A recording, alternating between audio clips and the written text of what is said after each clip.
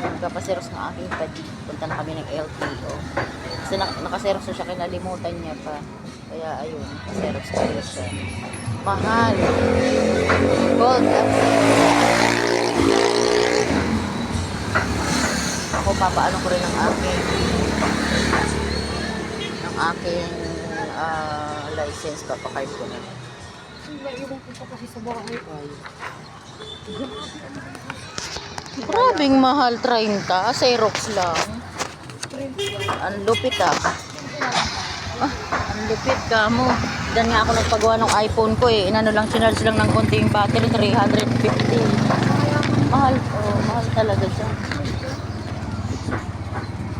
Friend ay 5 piso lang yun. Oo naman. Meron kay Lord pa yan. Ay, lupit Kahit nga sa kuwi, sa bad paper.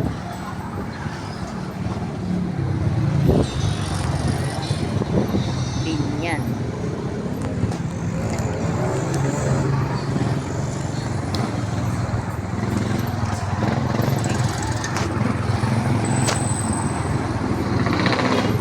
Ano yan? Pwede kong i-pagawin na address ko? Ay, mako. May ano pa yun, Ay, may charge pa? mayroon yun, ano yun, dapat pag magpapabaw ka ng ng address, kailangan sa mismong LTO pa. Ano eh? Yes. At saka, Hayaan mo na, daan lang. oo, may proseso pa yun. Kasi ako dati gusto ko rin ipabago yung address ko. Ay, may... Hindi ko na ilagay ang ang extraordinary homes. Ang nailagay ko doon, phase 7. Gusto ko, ang kasing legal na kumbaga sa docs kasi, sa docs ng bahay, ang talagang totoo, phase 1 na extraordinary, hindi phase 7. Gusto kong pabago. Kailangan ko pa daw pumila sa ganero. Naku, Diyos ko. Wag na po. Sabi ko kasi nandito na ako, nasa step na ako ninyo eh. Alam mo naman dun, step by step ang window, babalik pa ako. Sabi ko, hindi na. Okay na. Yun ang alam ko pa di. Pagka gano'n na gusto mong ipabago yung address mo, mismong LTO ka no. Kasi doon yun babaguhin sa yun mag-iipon kasi doon LTO. Ang province kasi lang yan eh. Parang kumbaga sa ano lang yan ang LTO. Sila yung mga Yun lang nakapay. oh yes, tama. Ano lang yung nandun sa pinaka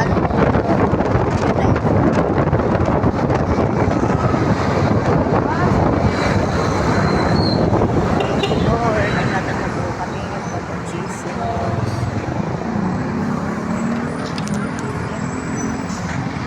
Kailangan ni sila na.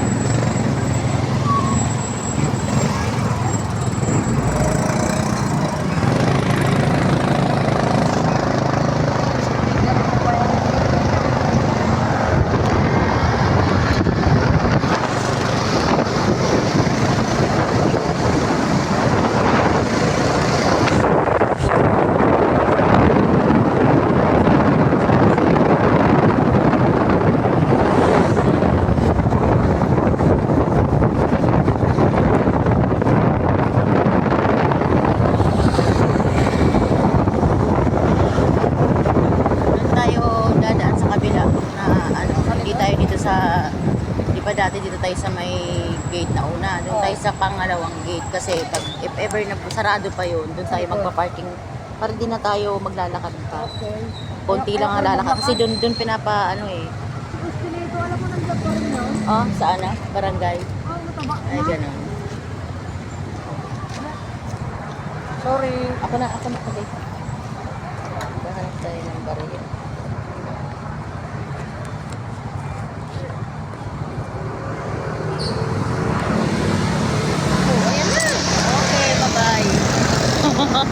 Wala nga yun, kinabahan ako eh. Baka di ko maabutan yung pulubi. Pinapaguro tayo. Bakit red light na? Pinaano pa tayo? Kasi wala Pinaano na tayo? Meron pa ng enforcer doon? Akala ko wala. Sabi ko ba? Naka 10 pa, pinaano na tayo? Pinagora na tayo.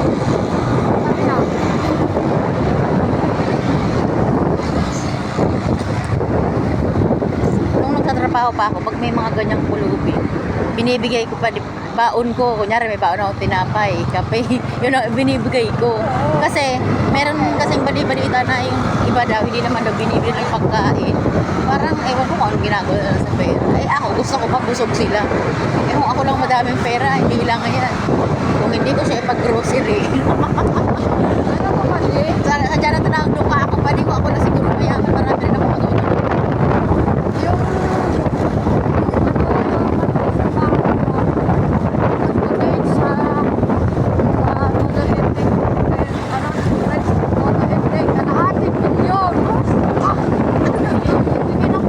Kaya nga na ano na yun, business.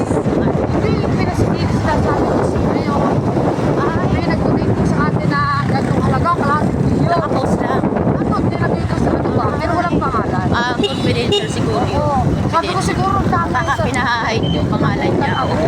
Galing mo. sabi ko sa anak ko, Siguro ko harap sa press yung tao. Pero ano eh. ay kalahating milyon eh. Oo, laki. Pang business na Sabi niya, Ay, hirap. 500,000 kalahari. Milyon. Ay, ano yun? Wala, sobra. Sabi ko lang. Meron ka ng bahay ng Padilla. Bahay mo, fully paid na nun. 450 yung bahay mo. May 50 yung 50. Pag 300 mo na. 300 na lang pati yung amin eh. Oo, eh, kaya nga. Kaya nga pa, Masyado din tayo, ano, kumbaga eh, sa kanila eh, wala lang tayo. malaking bagay. Laking ano. Pero ngayon mo kalahating milyon. Ang dami siguro pera. Baka isang sakong pera nila yun. Oo.